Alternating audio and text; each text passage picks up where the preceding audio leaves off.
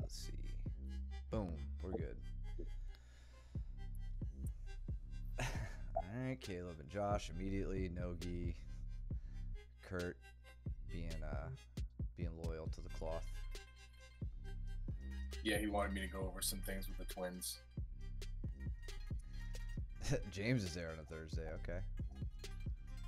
Yeah. Yeah, I think it's the second or third time I've ever seen him in a gi. Oh, he actually wore the gi that day? He did, yeah. His Thursday fundamentals is when I showed up.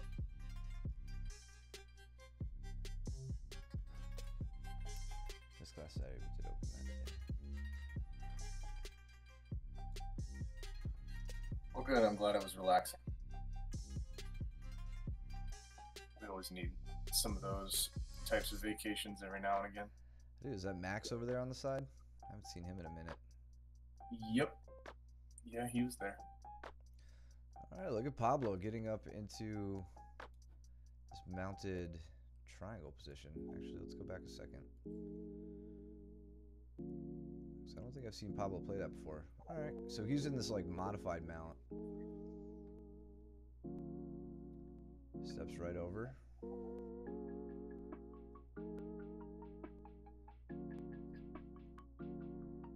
Let's see what he does with this. I wonder if Pat got caught off guard there or what. So I don't know if Pablo watches the stream or not, but one thing I like to do here when I get to a mounted triangle, the connection of the legs is super crucial. Right here, when I'm going for the triangle itself, I'll take my head right to the mat, like forehead right on the ground, put weight through my head and through my spine and my neck, to make my feet as nimble as possible to pull them into this tight position here.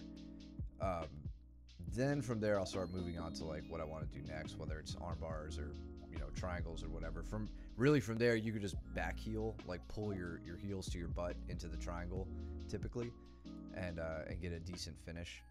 But yeah, he never quite locks the triangle up as tight as I would like to see it, which maybe gave Pat all the room he needed to escape that way.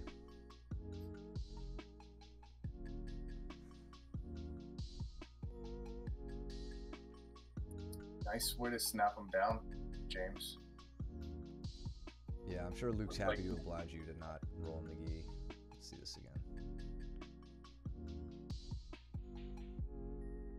It switches to like a pull style underhook and gets Luke's head down low enough for him to throw his shoulder over the top. Josh working on a similar thing here.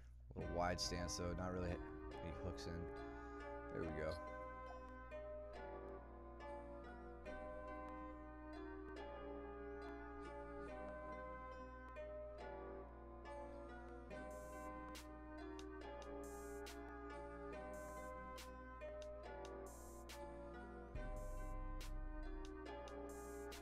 Max is dying to roll. Yeah, I think him and Brandon go for it here. Yeah. Good.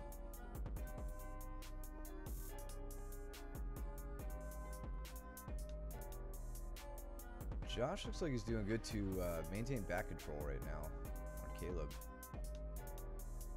which is not an easy feat.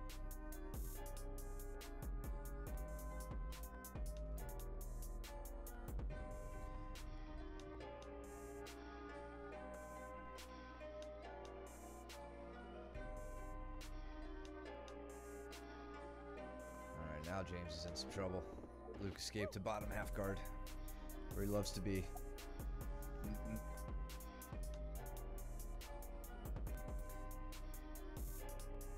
Pat's having a really hard time with Pablo here.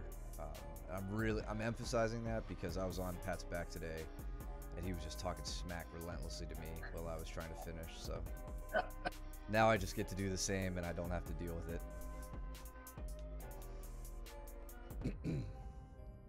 Good defense from Pablo there, all kidding aside.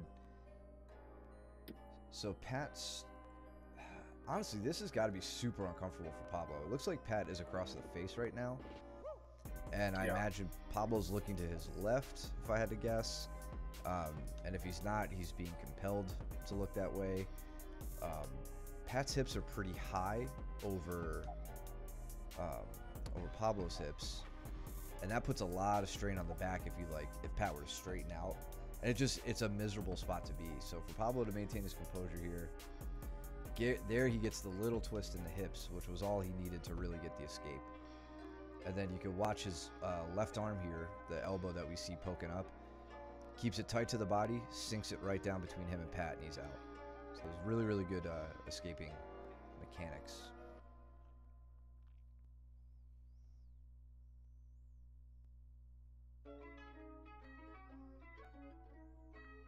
And now Pat's going to lay on some heavy, heavy pressure.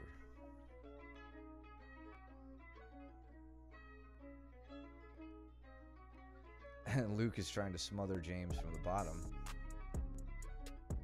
which is entirely possible. You see this? Yeah. He's been really trying to do the head and arm, the katagatame from bottom too. Luke. So I wouldn't be surprised if we see him try and switch that. Yeah, he's trying to pass the arm across. And how much do you see that from the mount position too, right? Like the smother plays right into the katagatame. So yeah, if he could put some smother pressure on from the bottom, I don't see any reason why he couldn't hit the katagatame from bottom. Nice Kimura attempt here. It is. That leg entanglement though, looks like that shut it down. Now he's in on cross-ashi. To the clover leaf. Yep. Wood finished up with Josh and Caleb. I missed that. Top pressure. Smother. Yeah, smother. We've been getting a lot of those in class. Yeah, you're telling me.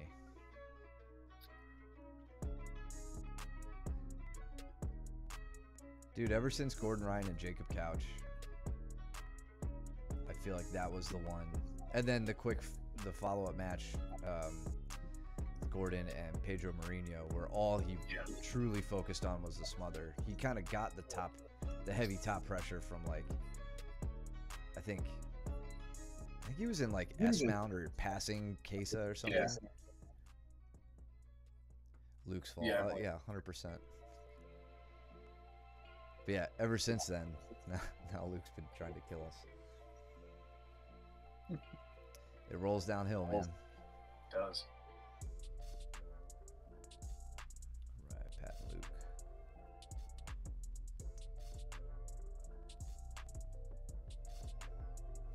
God, I wish we had Pat and Luke mic'd up on this match. I feel like Pat just talks the most smack to Luke, whatever. Like out of any of us, Pat chirps the most at Luke. It's hilarious. Yeah. All right, Max. That was not good. A little overcommitted.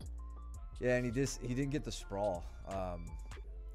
So as Pablo goes behind, Max staying on that arm, or I'm sorry, on the neck isn't a terrible idea until right about here. Now, Pablo probably didn't see it, hadn't thought about it, but he probably could have grabbed Max's wrist right here and just kind of given himself a nice, cheap, easy Kimura. Probably difficult for Max to get his arm out there. And now he's flattened out.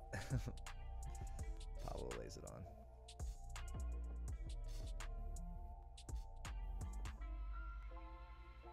This is good, though. This is good for both of them. Probably around the same weight. Just get a good feel for what it's like to match up against someone closer to your size.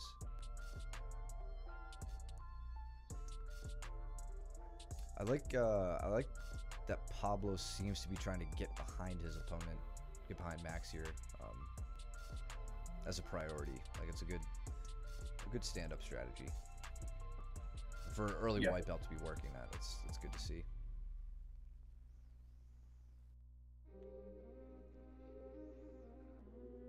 And I think Max, if he wanted to, because we saw this in his last role, he might be interested in tightening up his guillotines, like his guillotine offense. Again, he's like super, he's pretty white, like pretty early white belt right now. So I wouldn't like emphasize a lot of offensive focus. But I think I've told plenty of you guys already, you know, when you find yourself gravitating to one submission or another, I don't think there's any harm in, like, at any belt level, especially at the lower belts, focusing on that single submission, just to like have something fun to do when, you know, you get tired of positional escaping all the time. You know, you and your buddy can roll and you can have a good attack that you have some faith in. Kind of like Pablo with the triangle now. I mean, Yeah, he likes his mount. Now he's got to think about what he can do from there.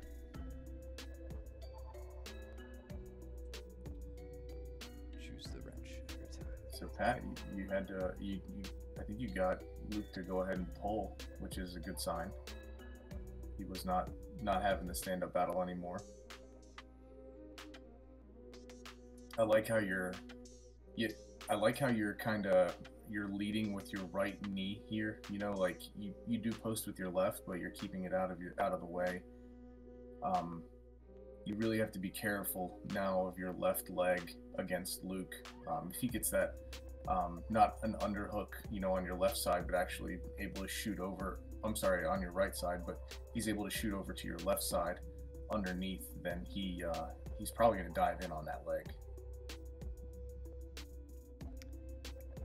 Damn, look at Max and Pablo here. So I think Max rolls out of that mount triangle. So Pablo starts to try to set up the standard front triangle. Max is pretty red right now, more so than usual, so I think he's feeling the strangle, but great composure and manages to stay on top.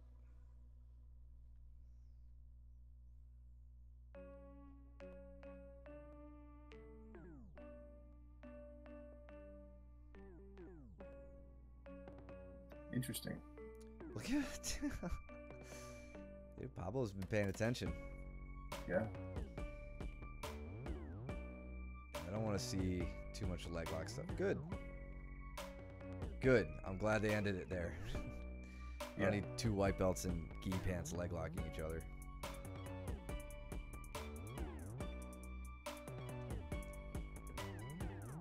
Yeah. Also trying to get behind him, that time less successfully.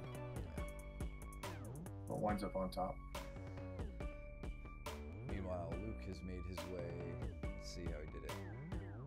He swept.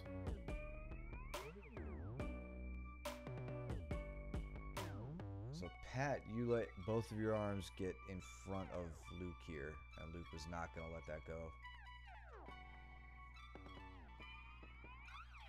Looks like an Americana, maybe? Like Pat was going for one? No. That's what Luke just finished with. That's why they reset. Oh, wrist lock it looks like. Or maybe, yeah, wrist lock or smother even. Not sure. What was it, Pat? Let. You know what I mean.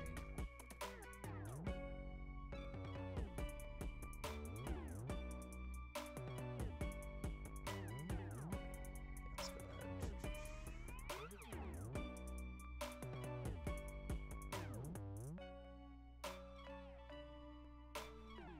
That means smother. You lost consciousness, that's why you don't recall. Look at these bums, why aren't they rolling? What is this? Peanut gallery.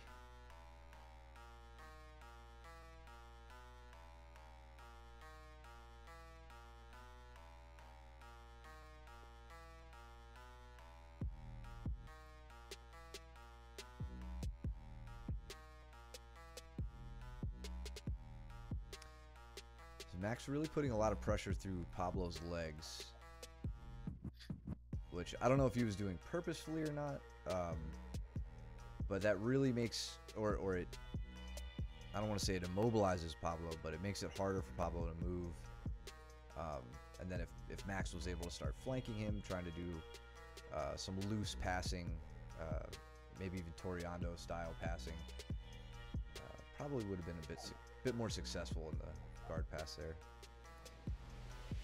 Caleb wanted a restaurant. Yeah, that sounds like Caleb. 1 round, better sit out. See, there's another guillotine attempt from Max there. He's got him. I mean, like, Yeah. his height difference is definitely gonna lend itself towards it. He just needs to get his hips back, like you said earlier. You know, the sprawl. Yeah, that or be ready to immediately throw up the leg configuration with the shin across the hips and then the leg over the back. Yep. Yeah, to pull straight into the guillotine. Yeah. There we go. Party's here. Caleb and Luke and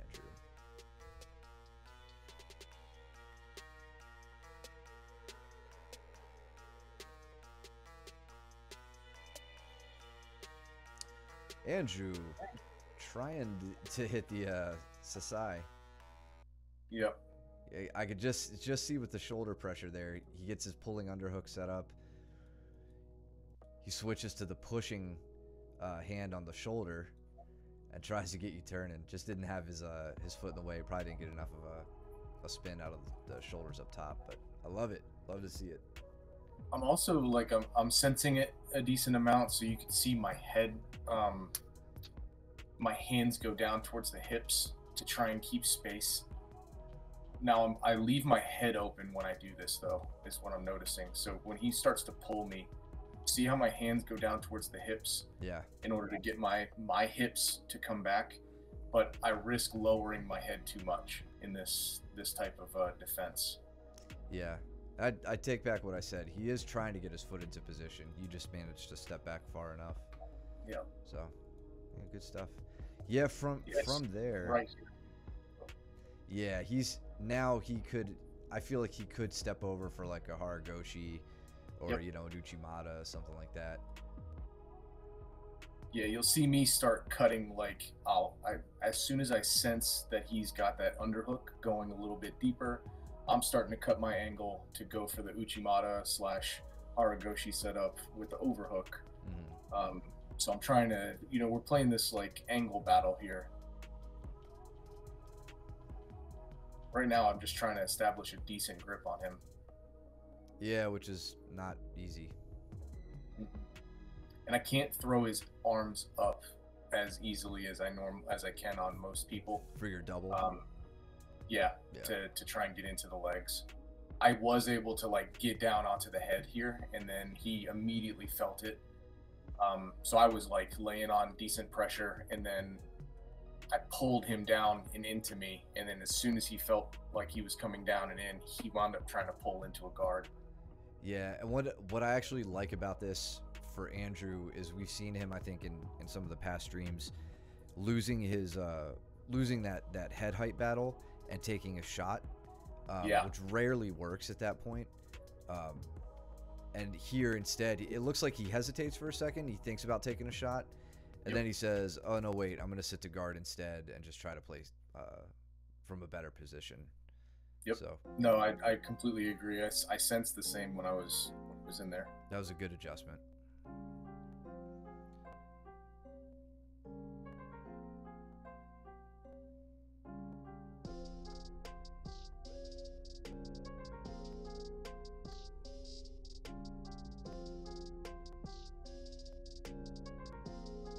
And from here, it's just me trying to open up arms. So he's done a really good job of being able to create good frames and not extend himself too far, making it harder for me to exploit those screw ups. So he's not really screwing up as much.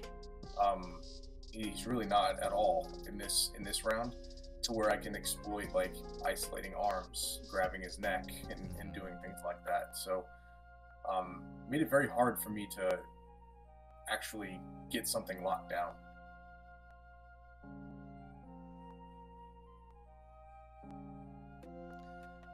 Luke smothering again. But we're seeing Luke using the smother here, I think more as, not just to turn up the heat on Caleb, but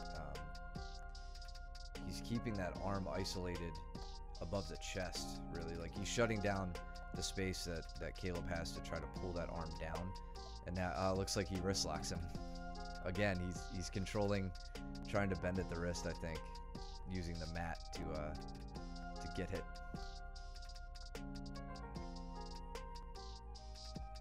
Judging by the smile on his face.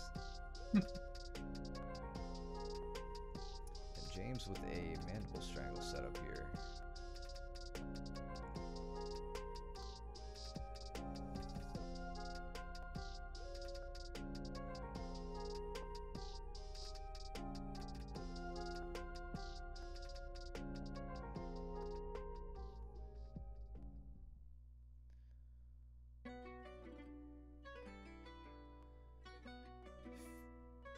Feet are in a little dangerous position, James. I don't think you have to worry too much about it. I'm not sure how you feel about that yourself, like how comfortable you feel with your ankles crossed there. All of us eventually get over that concern and know how to deal with it. But just something to keep in mind if you were slipping and not realizing it. Okay. I mean, you could watch me on anybody's back at any given time and my ankles are still crossed. Because all of you are too fat to body triangle. All of you. It's a you problem, not a me problem.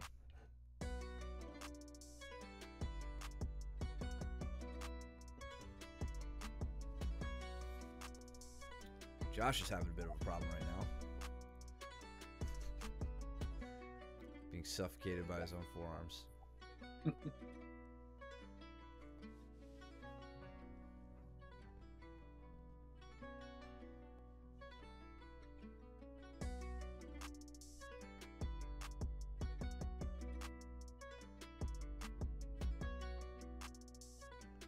Ooh, look at that little twisting escape there from Josh. Okay, interesting. So it was just from like, what was that? Like the other way than I would have expected him to go. So it was too fast for me to see which. Okay, so James doesn't have control over the head at all here. It's just kind of a snap down position. So I was curious if like he was trying to twist out with that like Udigeishi, but yep. Yeah, he's coming out. This is how you get elbowed in the face real hard, by the way. Leading with that elbow coming out.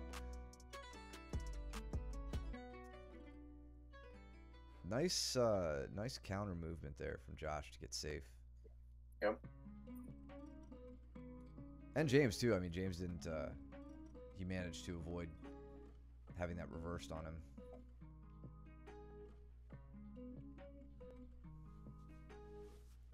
Ooh, nice double under. Damn.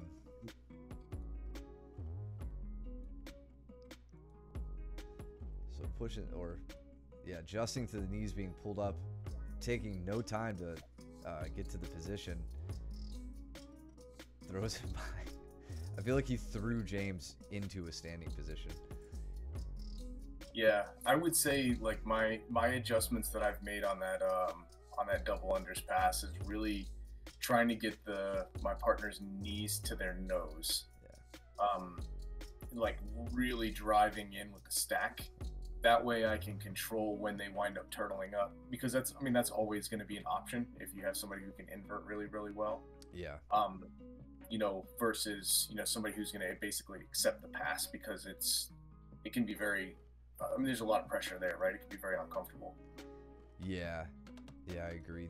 The something else, Josh, that you could try is as you get here, like this is fully you using your arms and like your shoulders to throw them by. Just find if there wasn't as much violent power behind this one, you could have kept it. You can also like think about pushing forward with your hips as you cut your angle. Like you're gonna cut around the same side that you're doing, but more of the pressure is gonna come from after you pull him on his shoulders, moving forward, like pushing forward with your hips as you cut your angle around him. That's a barrier that will prevent James from like being able to turn back towards you, prevent him from trying to hang his weight on you, and you don't have to so forcefully throw him by that he can like roll away and create space. Either way, it looked cool. Yeah, I went to a what was it? It was, I can't remember what kind of gym it was, in Tallahassee, Florida, and they were going over the double unders pass, and one of the brown belts there was talking about using the gable grip and the arms as a seatbelt across the lap and pulling the person's hips into yours. And that was like the critical thing for them, right? Like once they felt like they were there, the rest of it was the stacking, throwing the knee into the nose, and then basically having the other person want to be passed. Yeah. And that was that's something that's always stuck with me. And you know, if you execute that pass that way, it's very tough to get out of it.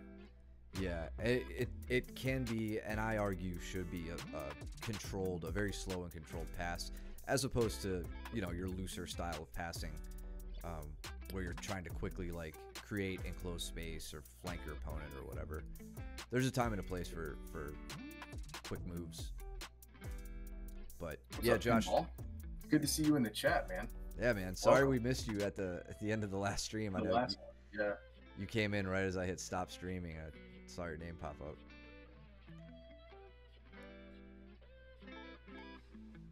So I don't think I had rolled with Kurt since his back, since he came back from his last back surgery. So we were going pretty light here. Well, he was trying to smash me. Yeah, you were. He was ready to go.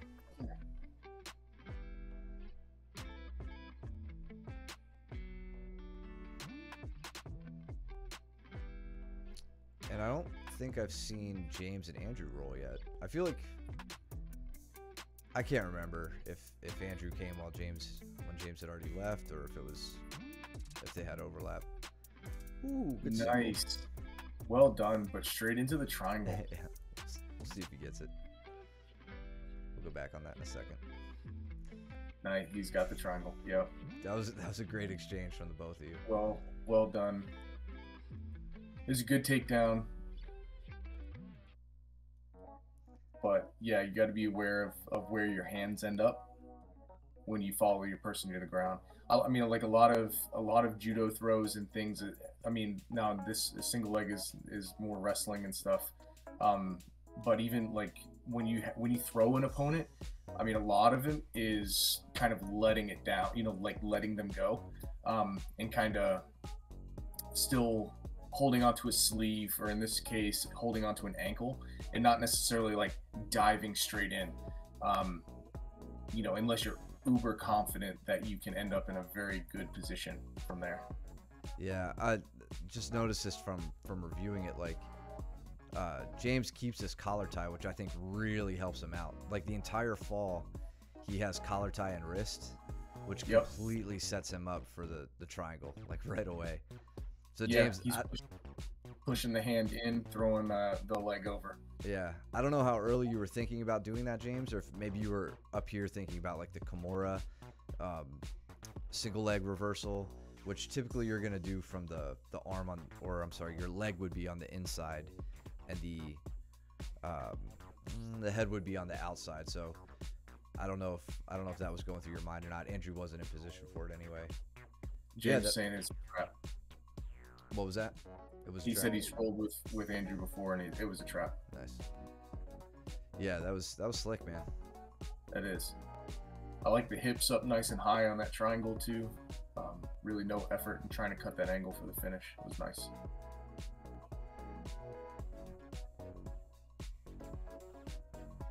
Jordan's familiar with that one.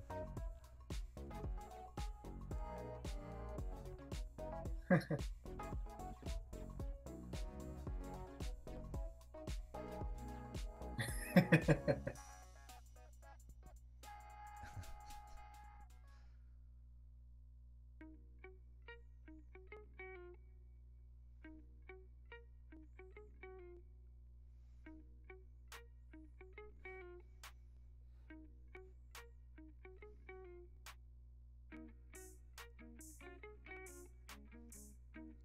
Break Kurt's knee.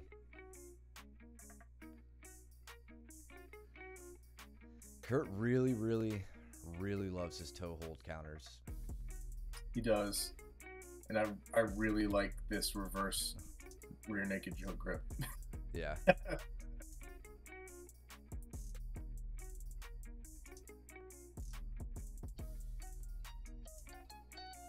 I haven't been switching to that lately. I think I've been so focused on like just the other mechanics and making them better that I've completely neglected the alternative grips. Dude, that grip that's like a kill shot is what that is. You got your Remy set up. Like But you could see you're yeah. elevating your hips and like pushing up towards him to get that heel exposed. Yep. Yeah, I'm confident at that point that I can get the heel exposed kind of no matter what he does. And once I have it, we went over it briefly in that, like later on in this class, but I'm keeping my right elbow tucked into my hip as tight as I possibly can in order to get, you know, a good alignment with the sole of his foot. Now here, I don't really like how I'm starting to, like, as soon as I start to bring his heel to my chest, now all of a sudden I'm starting to feel very loose here. I don't like this finish. I feel like I probably could rip it and try and get a break, but in terms of control, I don't really have a good control finish here. So that's when I decide to switch to this other grip. So now I'm going to switch back to here.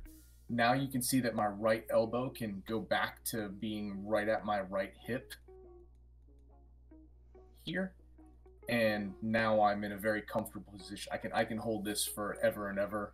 He'll never get his heel back slipped. So I know I'm going to finish this. It's just a matter of time. I like how easily you can set your wrist placement to exactly where you want it.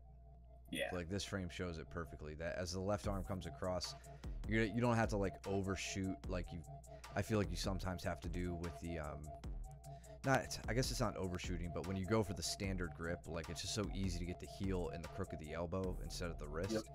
And with this one, it just sets in like perfectly. Yep. And then yeah, at this point, I know from experience that you're letting Kurt live to fight another day on both legs. Mm-hmm.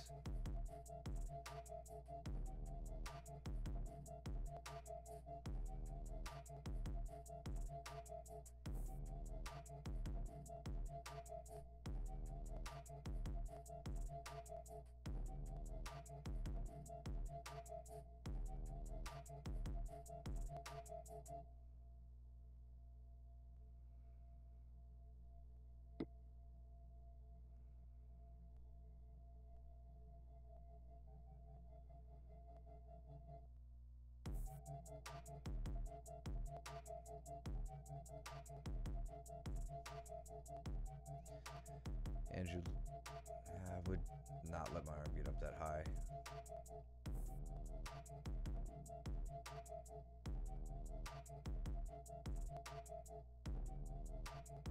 Andrew does, like, even from that grip that he had earlier, he does have some throw-bys. Like, I really like and I don't use them enough myself, right? But even just the forearm under the tricep shrug to get to the throw-by, I think is a very underutilized, at least in jiu-jitsu and from what we use in the gym here, is a very underutilized grip. I've never been able to make it look as good as a wrestler can do it, dude, yeah, there's so much that we won't be able to. We just don't have the tenure that these kids have now, you know. Yeah, right. That was one thing I wish I could have spent more time when we had Mitch wrestling with us. Yeah, something I wish I could have perfected with him, but he, like my big takeaway from those was, like it is very much a a two-armed job where you're pulling with the collar tie as you shuck by with the forearm, and it's a timing thing. And I think like the way you have to blade your body to let them slide by you, something I just haven't quite hammered out yet. But it's such a beautiful way to get to the back. I really liked this leg entrance that Pat had on me. He really had me thinking that I was going to be able to walk by. What's that? Wait, Pat, where are you? Oh, Jesus, you're right up down at the bottom. I missed it. So he really kind of had me. He had me with this, the Delahiva hook. I'm like, okay, cool, no problem. And then he pummels out and starts to go on the inside, and I'm like, okay, I'm just going to start walking around. And I just mistakenly kept my left leg there. He kept the grip with his right arm, and then he just rolls his knee up underneath and scoops me straight into Ashi. And I was like, oh shit, I guess I'm going into a leg entanglement. Like, didn't even think about it. It was really nice. Interesting. Clean entry. I thought it was very nice. I did not give him that at all.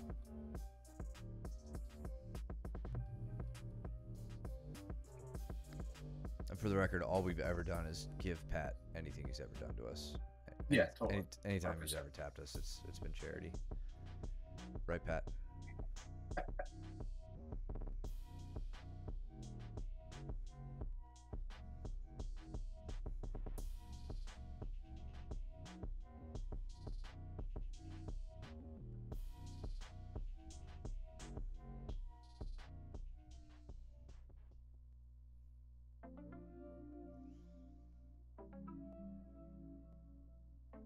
I bet Kurt was thrilled to be back until he rolled with Luke for the first time. It's like, oh yeah, this sucks.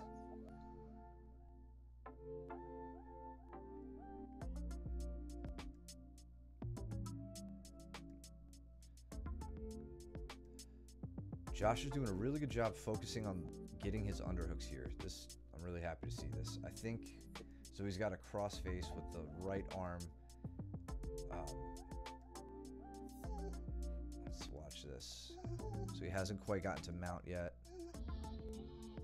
Andrew's giving him but he's a lot in of like trouble. this leg riding type of position. Yeah. Okay. Good step over, and then yeah, as he steps over, he doesn't have the far side underhook, which is fine. Just got to focus on getting it. Digs in for it pretty easily. All right, he had a base out there. And then let's see. Just want to see because I feel like, how much did Andrew bridge on this? All right, yeah, he bridged pretty. Andrew gave him a good bridge here, so he had perfectly valid reason to give up that underhook. Dude, when he gives you a bridge, like, you gotta answer. Like, yeah, there's for sure. Josh, something you could try to do with this, if you feel like Andrew's gonna bridge in one direction.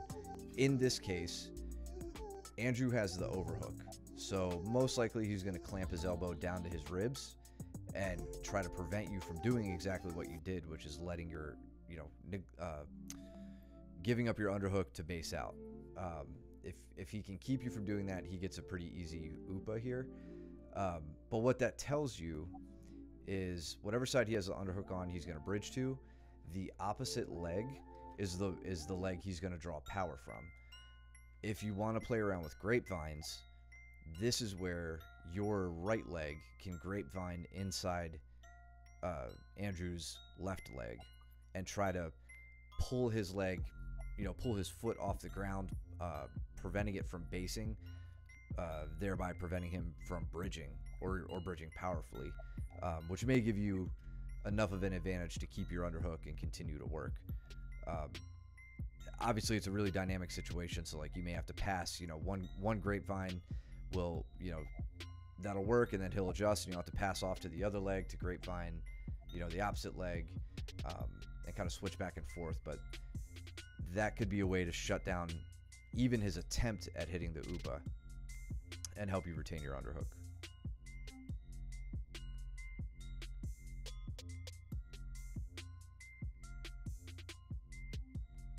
Pat talks so much shit during this roll. Sensing a theme. I reciprocated. Well, But you're he started shin it. pinning him.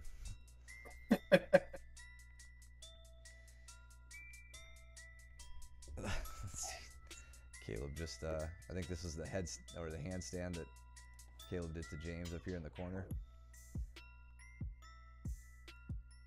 Oh, yeah. Yeah, the Makikomi. Yeah, that's right. That's right. One more time.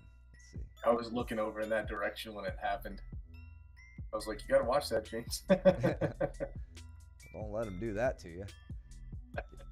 Yeah, that far side underhook is all he needs, and he gets it damn near every time.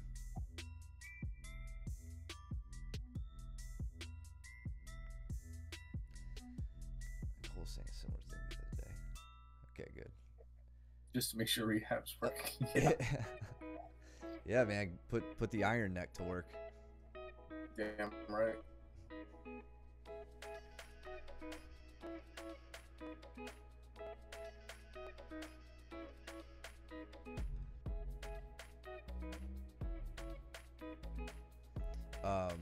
Sorry, did I miss something with Josh and Andrew here?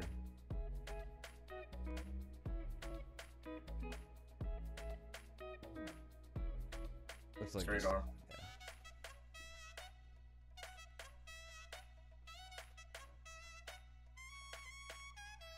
What's up, BJJ guy? Welcome to the chat. Yeah, I think I've seen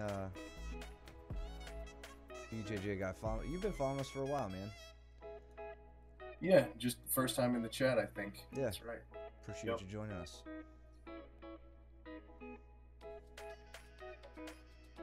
I don't know what penalty we committed, but you can let us know.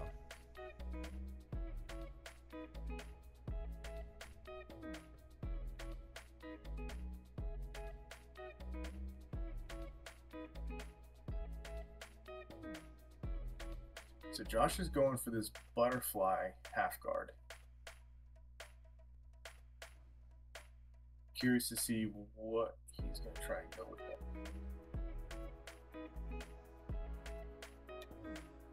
Had an opportunity, maybe, for cross ashi, like right here.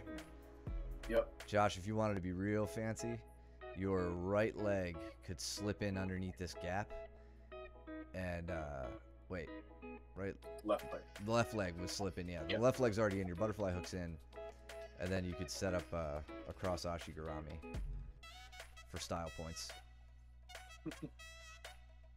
Well, cool, man. Yeah. Glad you like watching. Welcome to the chat. Yeah, we appreciate the support, bro.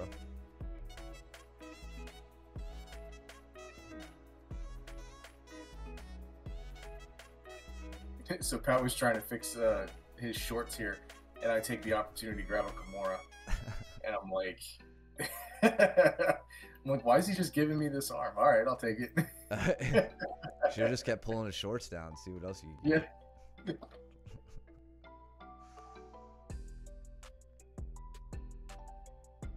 BJJ guy, how long have you been training?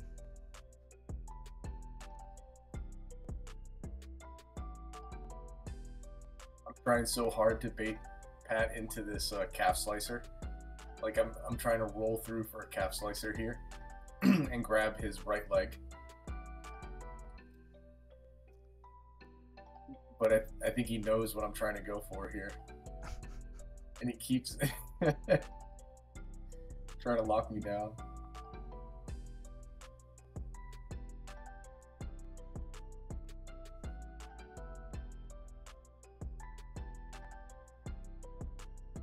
Got that 30-second scrambling energy from everybody now. Caleb Yeah. taking mount, trying to smash James's face. Josh trying to do the same. Didn't want that to happen. Yeah.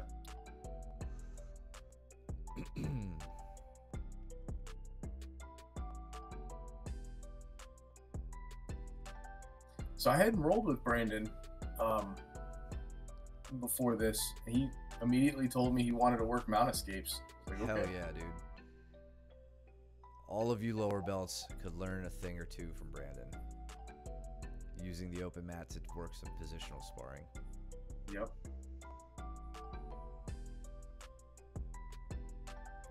Hell, I need to do that too, actually. Dude, yeah, that's my favorite thing to do. I don't know, I've definitely enjoyed the advanced classes since we switched over to that a bit more. Yeah.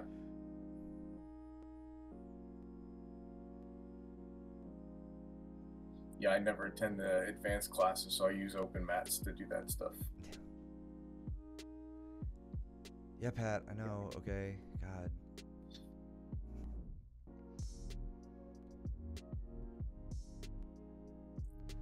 Oh, nice little, what was that, a hip bump from Brandon? Yeah, he did. He came up and he went straight over the shoulder and like tried to loop in my my arm like he was going for a Kimura, and then hip bump straight into me. Very well done. Nice. Yeah, it was good.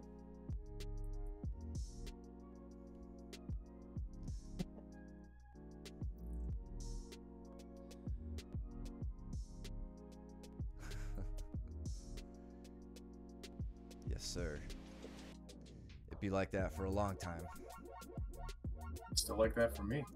Dude, I honestly, like, I don't know. I feel good about my mount escapes. I mean, I feel like I should feel good about them, but I didn't feel confident in any of them for the longest time. I hated mount as a whole, offense and defense.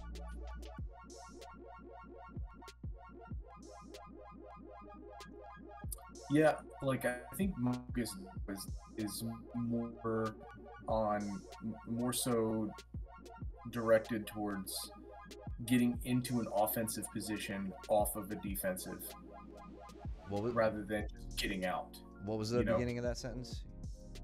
Break it up. Sorry, I feel like my focus on defensive escapes has been more driven towards getting into offensive cycles off of defense. Yeah. You know, or driving straight into a submission, basically off of a defense, to either a submission or a bad position. Yeah, not just escaping the guard. Just escaping. Yeah, yeah. Dude, his shins are very sharp.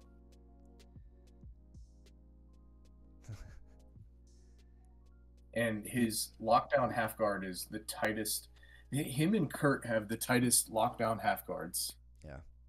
Like in our gym for sure.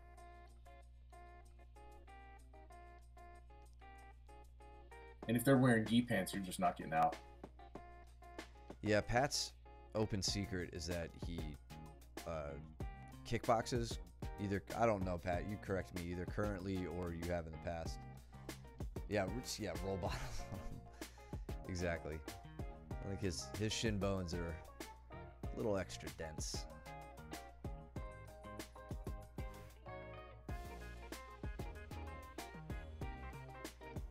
Taking Brandon through the Katagatame. So Josh, you're standing against Luke, and Luke is he's being nice to you here in the open guard. But you kind of see him give you a little tease right about here. There. You're standing way too square. Your legs are, foot, like your toe line is straight. This is prime opportunity for somebody to shoot in and start going for legs. I would really like for you to be in a more staggered stance. Rather than being square with somebody here, especially when you're attacking an open guard against somebody who knows leg entrances. Just my 2 cents on the matter. Yeah, there's basically never a good reason to stand square in front of a seated opponent. Right. You should, because you should never be like square is in, especially in like in wrestling, square is defensive, right? Like offensive wrestlers stand with a staggered stance, defensive wrestlers stand with a square stance. They're ready for anything and all of that. When you are standing against a seated opponent or somebody on their back, then you should be in an offensive stance. You have head height, you have hip height on them. So like, let's take that opportunity to start attacking into the guard.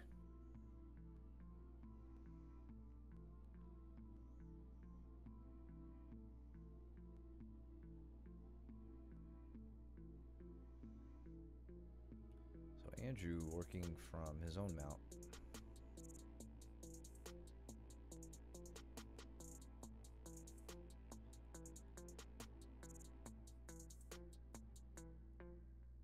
Don't think Andrew's in the chat with us tonight. I mean, at least I haven't seen his name popping up. I haven't seen his name, no. Let's see the end of this round. Okay, so right here, see, he gets to do just a standard mount position, kind of midway up the body, with no underhooks and a tall posture. Not a terrible spot, especially if you need to catch your breath. You know, maybe he just heard the 30-second warning clap of the bell.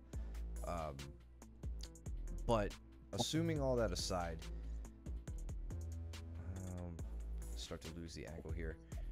All that aside, what I want to see you focusing on, Andrew, is getting the arms isolated from the body since you don't have underhooks already. Remember, a really, really solid way to do that is with 2-on-1 grips on one arm, trying to rotate the arm out and away, kind of like you're working against the rotator cuff, not pushing against the you know, the shoulder and the pecs and all that as you try to isolate the arm. We could go over a few things from there. I'll show you what I like to do. That is relatively, you know, it's easy, it's effective. When the easy effective things start to fail, this is where I'm not upset seeing you put on a little bit of chest pressure, or do things like forearms across the neck and stuff like that. Just apply some light pressure or extremely heavy pressure like Cole did to me today. Oh, you pulled into a almost single leg. I did. On Caleb. Looked like you thought better of it. Yeah, he's I went down and he didn't move the way that I expected him to move, and I was like, okay, he's giving me a leg, so I just went in and I was gonna take the leg, but he had a good defense here. He bladed his hips away. He controlled my legs very well, so I decided to go into like the front headlock position and see if I can hit a go behind. I love this this left arm positioning that you're doing. Like, I feel like if this were anybody else, you'd immediately throw around the arm right into like a seatbelt grip. And like, just the hesitation of that arm the whole time is very apparent on Caleb.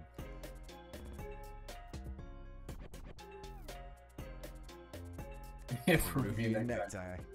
Yeah. We had Joe's buddy Dan at class on on Saturday, or not Saturday, Tuesday. Yeah. And he's a fan of the Peruvian. I think he showed Caleb how to do it last time. Yeah, he did. Yeah. So now Caleb's wanting to do it. Yeah, Dan got me with a no-gi baseball bat choke, and I was so upset at myself. I was like, nobody. They are, and like nobody in our school really does them ever. So like I don't recall it as a threat, you know, from where you hit it. And I was like, ah, damn, I forgot about this, and I almost passed out from it. I was very, very close to passing out. Like, I didn't tap in time to start the tunnel vision setting in. So here, when Caleb hits this, so he hits a really good sit out on me.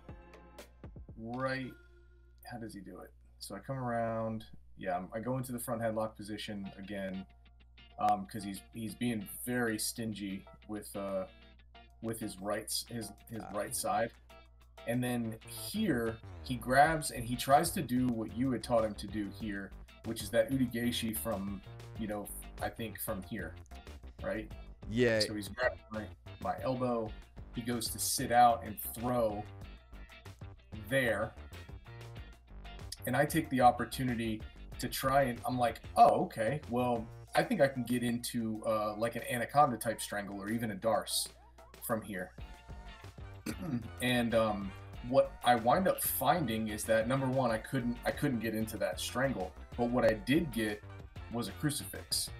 So as soon as he comes around, you'll see my leg shoot immediately around and grab his arm here.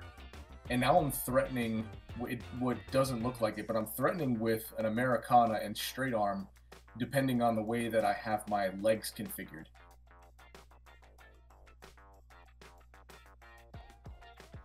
And so I'm constantly throwing my legs in these different configurations to try and figure out if I can get a tap, because I did not want him laying on me for another 4 minutes or 5 minutes, however much was left in this round. We have about 4 minutes. Dude.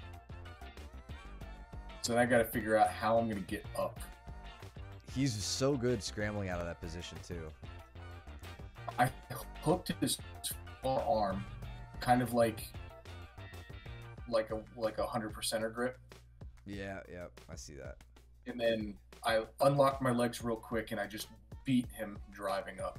Yeah. There. Yeah, and Caleb, if you watch this, where the Udigeshi went wrong is you attempted it when Mike already had locked hands. Like, I can tell your hands are locked already. Like, just as he peeks out here, the lock is already together. So maybe Caleb, as a bigger dude, could like put enough pressure on to separate that lock. But I would rather see you attempt that. I think when I was talking about it with him, I was talking about it in terms of like the standing. Like, you take a shot, they throw on a front headlock, and you quickly hit it to shut that down. Normally, you're gonna do that immediately as soon as you feel the arm coming around the neck. Hand, post your hand on the shoulder, hit your Udigeshi, and get safe. If they manage to lock their hands up, though, it's not. I don't know. I don't have any good luck in breaking the grip there, so I would probably end up working from turtle at that point. It was probably wouldn't be given much of a choice otherwise. But yeah, keep that in mind, Caleb. It's not that the move doesn't work, it's just that you did it wrong and you suck at it. No, you just gotta time it better. At the end, he was like, "Matt told me to do this." And I was like, I know what he's telling you to do. I was like, I don't think that was the right application of the movement. Yeah, it was just against locked hands, and that's a tough grip to break. Yeah. And Josh, yes, that song is fire. I don't care if you're making fun of it. In a continuation of last week's insecurity of mine about my playlist. I actually do really like that song when it comes on. James with good guillotine. Let's see this setup here. It's working from front headlock position. Digs the neck.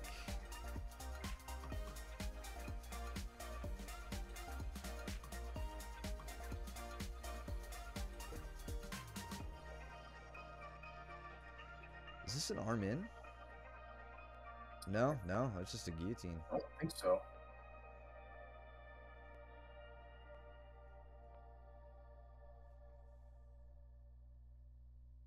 This is my wedding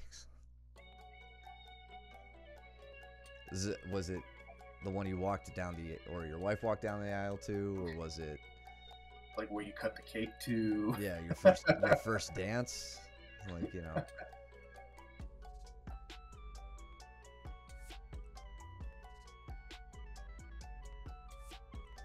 Crunching always works better, and you don't feel tired afterward. Like, it's effortless. Speaking of, I get tossed here. That was a fun toss. I was gonna say effortless, huh? Yeah. He just pushes right up. Yeah. I felt so good on that guillotine, and he just like pushes me off of him. I'm like, how the hell did I get thrown off? But then he gives me a back take. So I was pretty happy with the exchange. Yeah, it's fair. All right, Brandon working up to a standing guard break. And Luke just not giving him any charity here. First chance. Going into a top lock, hitting the armbar. First dance. It's beautiful.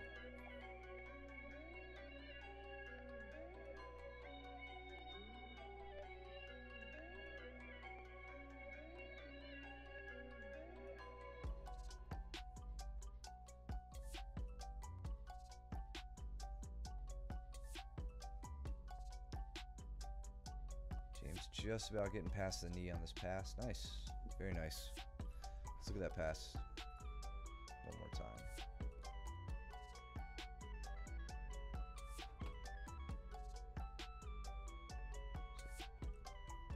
Settling in. Looks like Josh just doesn't get his frames in time. Like his knee shield's low here. So James is able to beat it and takes his hip up over that knee quickly enough to just be able to kind of pressure past it. Exactly. Yeah, that's exactly what Luke showed in class in the gi. Nice. Yeah, so Caleb gets out of my back. I have to scramble up to a mount. I wind up getting into the mounted position, but then he throws me off completely and winds up regarding here. There. So I never got into mount. He just immediately comes in, but then he tries to do the knee breaker on me. And what that winds up doing is he gives me a trapped arm. What an idiot. And so I go straight in for the strangle with a trapped arm right off of that takedown attempt. BJJ guy, where's your yellow flag, man? That's what we need to throw one for. Trying to break a brown belt's knee. That's what happens. Yeah, that was just a low single with the inside, the pressure on the inside of the knee, which honestly, I mean, let's see, I don't think that was a good move. Even outcome aside, this kind of plays into what I've talked about with where it's a good idea to put your arms when getting out of like side control or turtle position. In general, again, treat this as a rule of thumb, kind of like crossing your ankles when you're on someone's back. You might be able to get away with it sometimes, but reaching to grab an ankle between the legs versus from the outside of the legs is a dangerous proposition, right? You're isolating your arm just by virtue of the fact that you're taking your elbow away from your body. Then you're putting it between the two strongest limbs on your opponent, and hoping that they don't trap it. Whereas if you go for a single leg, like if Caleb in this case instead used his left arm down at the ankle, like I told him to do on Tuesday, and then walk his left knee over between your legs and trap your leg further with his legs, be a lot safer. He could knee tap double. He could, come out the back, try to take your back. A lot of different options.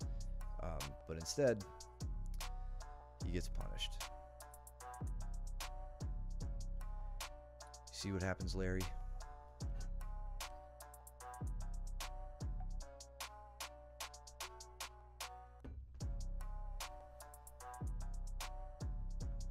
Ooh, red flag. That's what's up. Throwing a challenge now. That's a football flag. I'm getting my football and American football flags mixed up. Colors.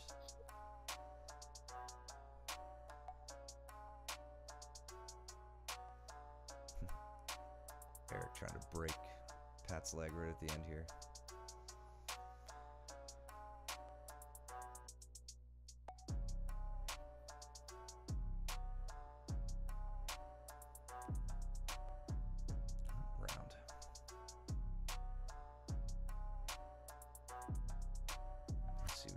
2 left here. Of course, Pat and It's Andrew. me and Eric. No man's And then land. me and Luke. Oh, okay.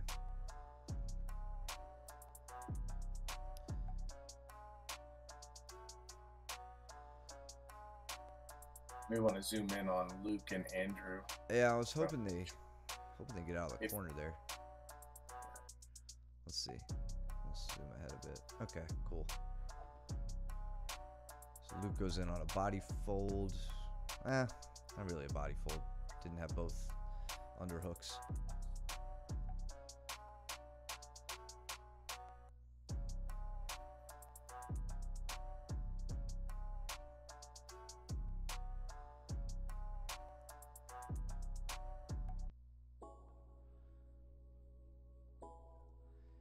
Yeah, look at how Luke times his step over here into mount.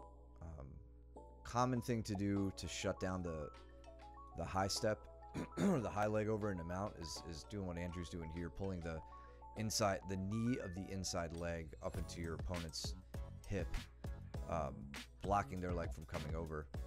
Luke just kind of feints it, shows his hand a little bit, and Andrew has a little bit of a lapse in his shield here. I'm not sure if maybe he was, I bet he was trying to get his knee underneath Luke at this point. I think so. Yeah, because he's kind of bridging. He's got his hips up, so I think he's trying to shoot his knee underneath. And Luke just says, "Thank you very much." Slaps out and goes right into mount with the far side underhook into a straight arm.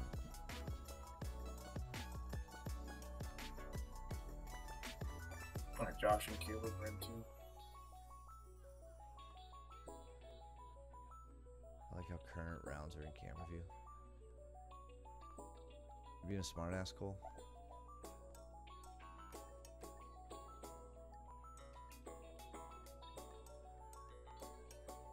I thought Josh was about to lock up a really deep guillotine there. Oh! Nice. Nice Okay. shutdown to the monkey Komi. Josh has adjusted. He's learning. Look how quick Caleb is to hit that too. Like he's ready for it. That was nice, Josh. Way to stay nimble. Yeah, very nice. And trying to hit a breakdown with that tight waist grip. Caleb winds up getting it eventually, though. Just got it on the other side.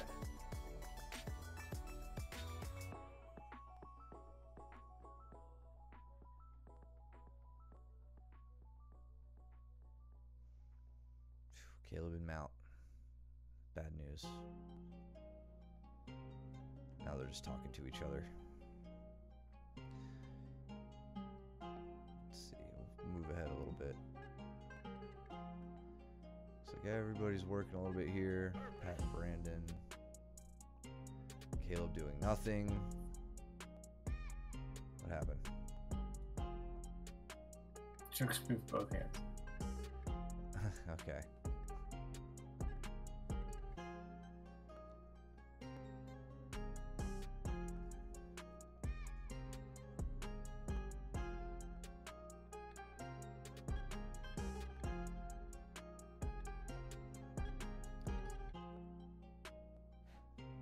Nice. The body fold wound up working.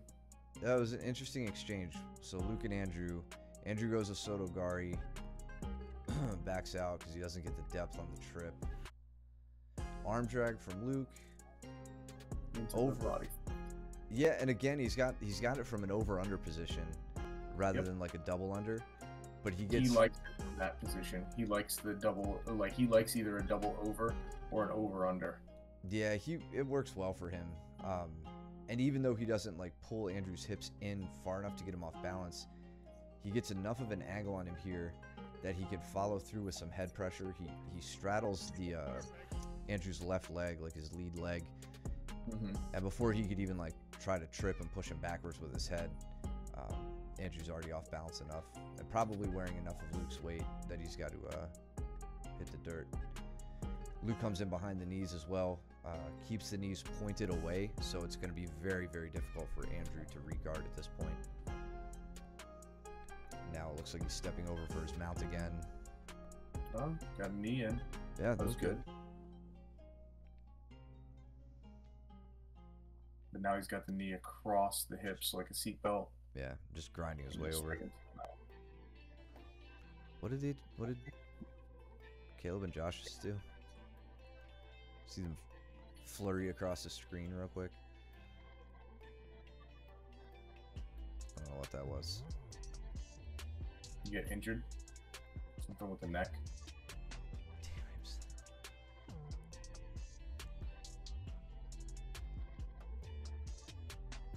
We call it a Homer Simpson strangle, James, when the kids are around. All right, you and Luke. Let's see. Does anybody else roll in this round? They just talk. All right. We'll zoom in on this one a bit. Let's just start. Or are Pat? I think Pat and Luke are.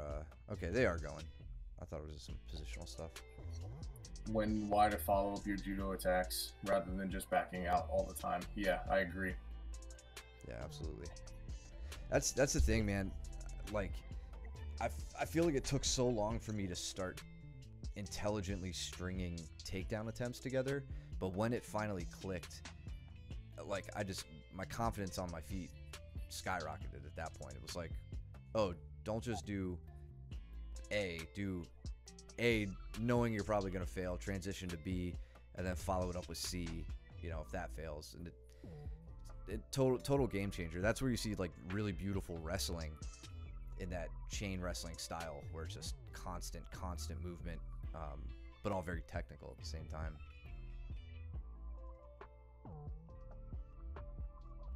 Yeah, so Luke is clearly working the body lock style. He does what he really likes to do here, which is completely change the direction.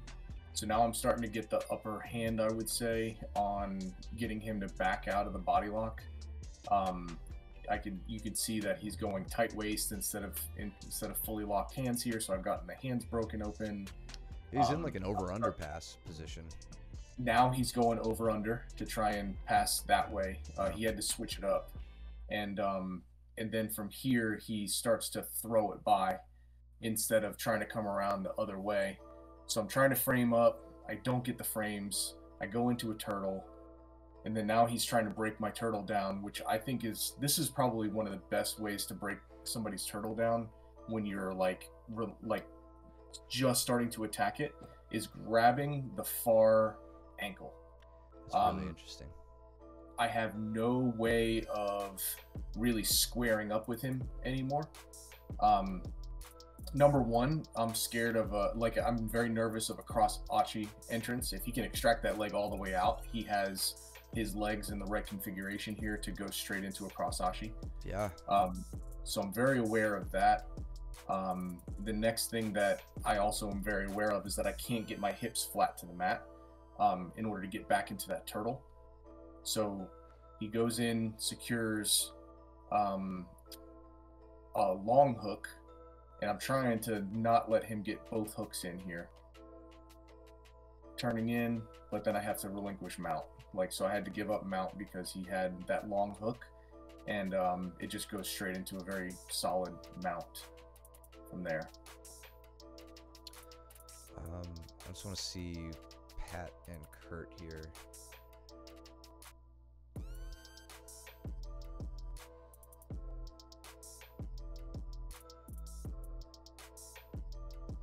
So that's an interesting setup. Yeah. Yeah, and it's I don't know what you'd call that. I don't know if there's a name for it. But you're not, like, you don't have, typically Pat's left arm would be underhooking everything here rather than between the arm and the shoulder. I think Rush was actually showing me some of this. He said he gets there more often than you would think, and he spoke to like one of the black belts at his school about that position, if there was anything there. And the guy basically showed him, I think, essentially what Pat's doing here, where it's, similar to like a compression choke that you get from like Keisugatame, Pinball. What's the name? What's the name for that position? Because I know it doesn't look like Kesa or Kasura Kesa.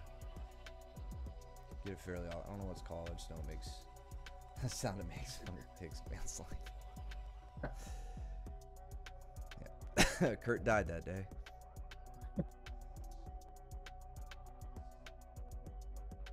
Yeah, I get into that position. I mean, sometimes I get the finish. It depends. I'm not normally able to put down enough pressure to finish. Oh, the fat guy choke. Okay, so it's not. I thought you had a judo name for it. I was like, yes, more Japanese to torture my students with.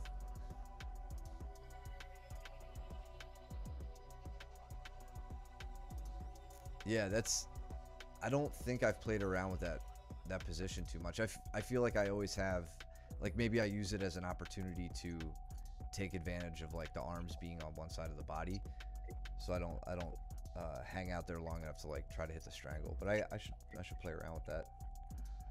Hey, that's a perfectly valid name. I mean, have you heard of 10th Planet and the names they use?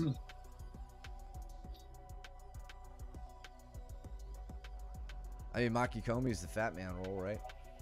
It works. Yep. I don't think that's what it translates to in Japanese, but No. yeah.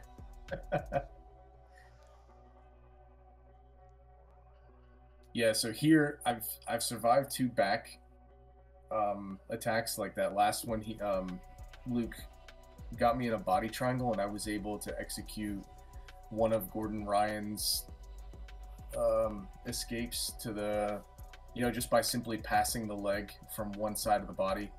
So the trap leg here on the left, the locked leg, I'm able to blade my hips out, get his left leg across my body, or at least in between, enough to make sure that he doesn't feel comfortable here anymore. And then I'm able to blade my hips even further and force him to take a mounted position instead of having him on my back. So I was happy with this, but him in mount is not a safe bet. So you see my hand going straight to my face because I know that he's gonna try and come down and smother me. He's trying to strip my hands away to threaten either one. Like he has 2 things that he can really go for here that I know are a very viable threat. One is the smother, and then the other is the back take. So, by him pinning my arm down, he basically forces me to either address the arm with the hand, so I can reinforce, which gives him access to my face, or I get my back taken. It's one or the other. Okay, so right here. Yep. So he goes for the back take. I'm able to start threatening my legs getting out. And so you can see that I pull back into a half guard and I wind up shooting for the underhook, and I just say, screw it, I'm going to go for the underhook. I know he's going to try and darce me. He went for the darce. I slipped my hand underneath, but I made sure I kept my right underhook. Ooh. And I was able to slip up and come around for at least a threat to the back. Yeah. That was nice. Does Luke darce you a lot? I feel like I can't remember the last time he tried to darce me. He threatens the darce in order to pass my guard. If he gets up that high. Normally he tries to go into a mount. He doesn't like to go into a side control position from the pass unless he goes to my backside. He likes to go straight up the middle into a mount. But if he does decide to go through, like, you see how, like, when he gets really encroached on me, like really, really up high, that's when I know that he's going to be thinking about the darce. Yeah. Time will go. Was it before this? Whatever.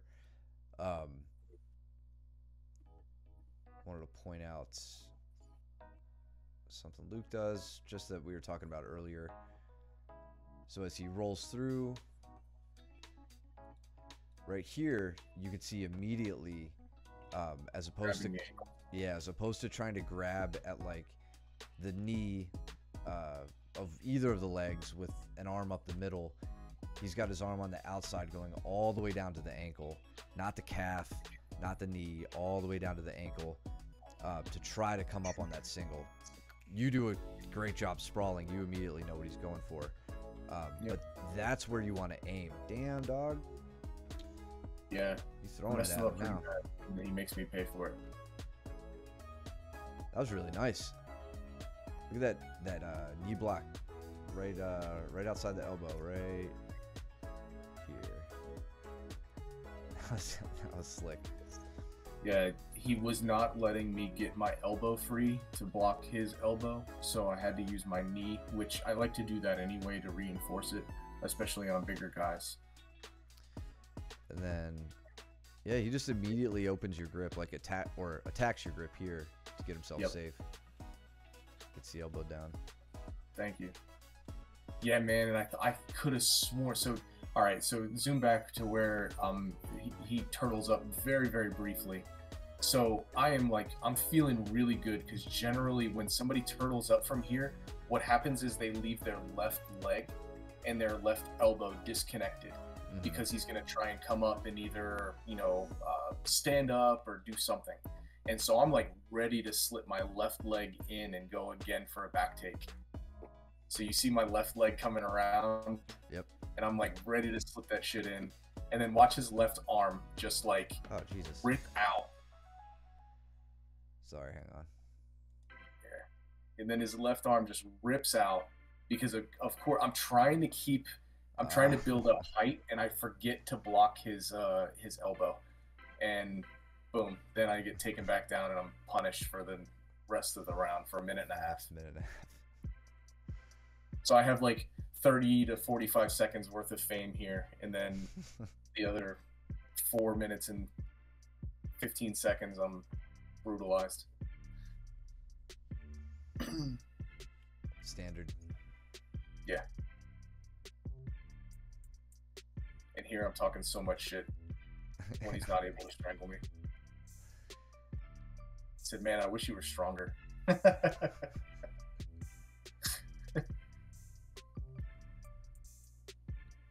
And anybody who doesn't know, Luke is stupid strong, and it hurts when he tries to strangle you from the back. Yeah, I've probably tapped to as many like legit rear naked strangles from him as I have jaw pressure, orbital pressure. Feeling just like getting like in a really weird, awkward angle, and you don't want to be there anymore. Yeah. Feeling my teeth move. All the reasons that you shouldn't defend those strangles with your chin. Yeah. I was happy with the regarding that I was able to do the couple of times I was able to do it. But yeah, obviously he wrecked me. Yeah, I mean he I feel like he was probably just trying to make it miserable here for the last 10 seconds, but yeah. Typical Luke. Good stuff. Good Thursday rounds. That's our gi night. Nobody wearing a gi. Cool. Great. Thanks so much for tuning in tonight, guys. We really appreciate it as always. And thanks for the chats too and the follows. Yeah, all the new follows. We really, really appreciate it. It's always fun to log in every once in a while and see our count goes up because somebody came across us even when we're not streaming. So we always dig that. BJJ guy, thanks for sticking around and jumping in on the chat, man. Don't ever be shy. What else? We're on week number 2 of Half Guard. Or are we done with Half Guard? Okay, week number 2 of Half Guard. Pretty sure it's 2. Yeah. I thought so. Just copy Pika and then paste it into the chat, man. I think. I don't know. Or type Poc Pikachu. I don't know. When you figure it out, put together a standard operating procedure so everybody can follow it. Oh man, you did what I said. Little loser. It's in the emoji thing. Yeah, dude, it's in the emoji thing. Find it. Unlocked under me for me. Pat's going off, dude. Just embarrassing him right now. This is so stupid. Anyway, thanks for the It's follows used for me. and the subscriptions. If you guys aren't subscribed yet, we always appreciate the support. You can use your Twitch Prime. Mike's on it now. Josh, why can't you do it? You could always use your Twitch Prime to subscribe here. Really helps us out, and we always appreciate the support. You can also support us over at coffee.com/mobjj and subscribing over at YouTube, where we'll post this for you guys to review. Congrats to Kurt's boys and their performances at Grappling Industries over the weekend. Always love to see them coming home with some medals on their neck. And yeah, I think they were the only students of ours who competed on Saturday. So, all right. Yep, they were. Good stuff. Well, yeah, if you guys are interested in any of the other upcoming competitions, please talk to us. April 1st, we've got, what is it? Good Fight out in Morrisville, not Mooresville, but Morrisville. And the PBJJF, I think down in Charlotte, has another event going on. So if you guys want to compete, you know what to do. And we'll write some more up on the board for the ones coming up later this year. Anything else? No, schedule as usual. So come to class with any questions. Let us know anything you want to work on, anything that we call out that maybe it's unclear in the discussion here. Bring them to class.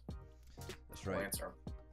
And in the meantime, go trim your nails and do your laundry and don't be stinky. And we will see you guys back in class. Take it easy.